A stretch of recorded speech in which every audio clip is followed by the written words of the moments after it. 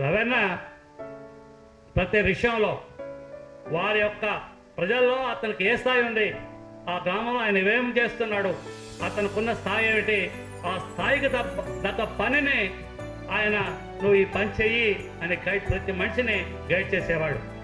ఆ నాయకత్వ వారసత్వాన్ని ఇప్పుడున్న మీ రాష్ట్ర కమిటీ కూడా వారసత్వంగా తీసుకోవాలి. ఏ ఇంట్లో సెంటర్ తీసుకున్నా ఆ స్థితిగతులు, ఊరు పరిస్థితి ఏమిటి, ఆర్థిక పరిస్థితి ఏంటి, గ్రామ సమస్యలు ఏమిటి, ఇతర పార్టీలు ఎలా ఉన్నాయి, మీరు ఏమి చేయదలుచుకున్నారు, ఏ పద్ధతిలో మీరు ఆర్గనైజ్ చేస్తే బాగుంటుంది, మీ అభిప్రాయం చెప్పండి అని చెప్పేసి మా దగ్గర విషయ సంగ్రామం అంతా తీసుకొని ఆయన గైడ్ చేసేవాడు. మీరు ఈ పద్ధతిలో పోతే మీకు వచ్చే రిజల్ట్ను మనం చర్చిద్దాము. తప్పకుండా నెలకోసారి ఆయనకు అవకాశం ఉంటే అందరినీ ఆయనకు పరిచేస్తాం. అందరినీ జనరల్ మనుషులను కూడా, రాజకీయాలు లేని వాళ్ళని కూడా కలిసి వాళ్ళలో ఆలోచన రేకెత్తించి ఉద్యమాల వైపు నడిపించిన ఘనత రవైనది.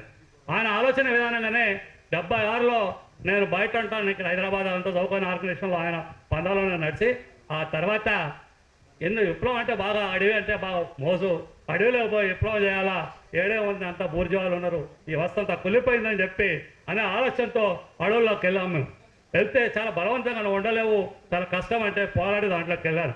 3 నెలలు ఉన్న తర్వాత కూర్చోబెట్టి రవణతో వచ్చాడు రంగారెడ్డి, తర్వాత మన రంగన్న, అటనే ఎల్లన్న, ఇంకొక ఆయన ఉండేవాడు. మేము కలిసి వీళ్ళ దళంలో కూర్చొని ఒక 3 నెలలు ఉన్న తర్వాత చెప్పాడన్న, ఇక్కడ మీరు చేయటానికి పని లేదు, అచ్చయ్య గారు చెప్పి ఇక్కడ భూస్వాములు లేరు, ప్రజలను ఎడ్యుకేట్ చేయడానికి, ఆ గిరిజనులు ఎడ్యుకేట్ చేయటమే, ఫారెస్ట్ యొక్క దోపిడీలని వాళ్ళని నుంచి కాపాడటమే మన పని. రక్షణ ప్రాంతం, మీరు మైదాన ప్రాంతాల్లో గ్రామాలు వెళ్ళి మీరు ఉద్యమాలు చేయండి, మంచి రిజల్ట్ వస్తుంది, దాని ద్వారా ఇక్కడున్న దీన్ని మొత్తం ఉద్యమాన్ని స్ట్రెంథన్ చేయొచ్చు అని కన్విన్స్ చేసి 3 నెలల తర్వాత నువ్వు బయటికి పోవని పంపించడం జరిగింది.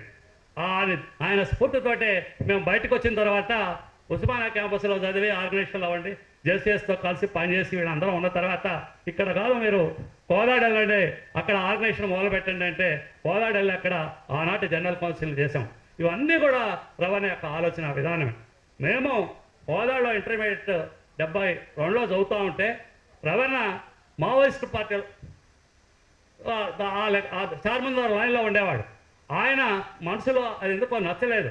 వచ్చిన తర్వాత అక్కడ పార్టీ సంబంధాల కోసం మా రూమ్కి వచ్చి కోదాడు వచ్చి మనం మా అందరితో, అచ్చయ్య గారితో, వీళ్ళందరితో మాట్లాడాలి, మన ఆలోచన విధానం మార్చుకోవాలి, ఇది సరైన లైన్ కాదు అని చెప్పి నా ద్వారా వీళ్ళందరూ, అచ్చయ్య గారిని వీళ్ళందరినీ కలిసి ఆనాటి ఒక నిర్ణయం, రాజకీయ నిర్ణయం తీసుకుంది. అనేక మందిని అన్న తీర్చిదిద్ది వాళ్ళ స్థాయికి తగ్గ, ఏ రంగంలో ఉన్నా వాళ్ళ స్థాయికి తగ్గ పని ఒప్పచెప్పి దాన్ని మానిటర్ చేసి రెగ్యులర్గా మాట్లాడేవాడు.